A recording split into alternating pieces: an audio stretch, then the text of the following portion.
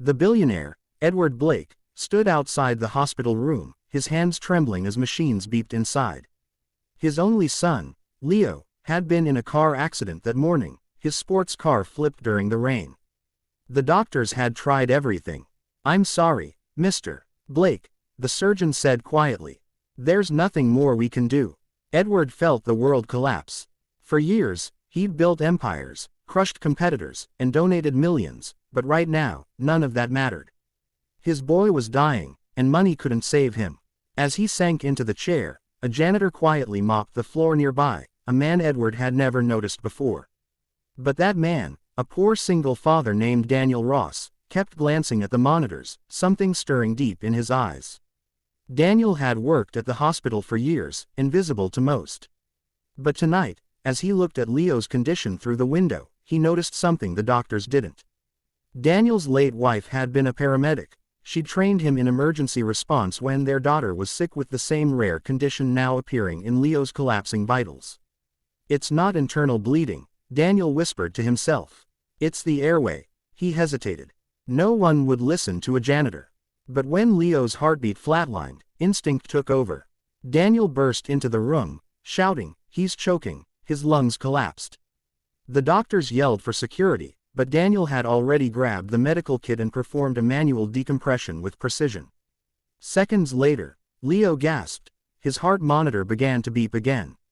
Everyone froze. The lead doctor's eyes widened in disbelief. "How did you?" he stammered.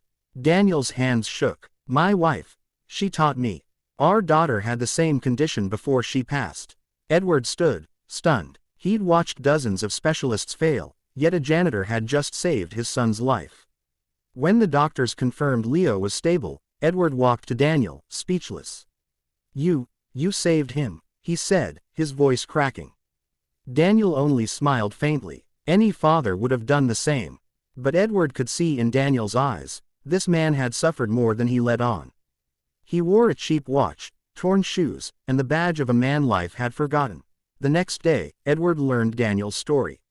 He'd lost his wife to cancer 2 years ago, and his daughter Emma was battling a heart condition.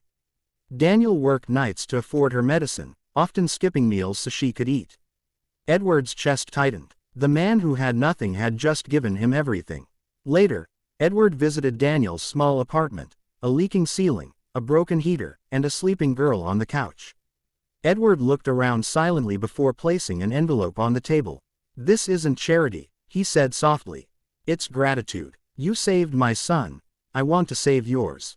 Inside the envelope was a medical approval form for Emma's full treatment at the best hospital in the city, all expenses paid. Months passed. Leo recovered fully and became best friends with Emma. They both shared a bond built from pain and hope. Edward and Daniel, from 2 different worlds, became partners in a new foundation, Hearts That Heal, dedicated to helping children in medical need. At the grand opening, reporters surrounded Edward, expecting him to speak about wealth and generosity. Instead, he pointed to Daniel. "I built my empire with money," Edward sighed, "but he reminded me what real wealth is, compassion." Daniel smiled humbly, holding his daughter's hand as she laughed beside Leo. The world had seen a miracle that night, not just of medicine, but of humanity. Sometimes, the richest hearts belong to those with the least.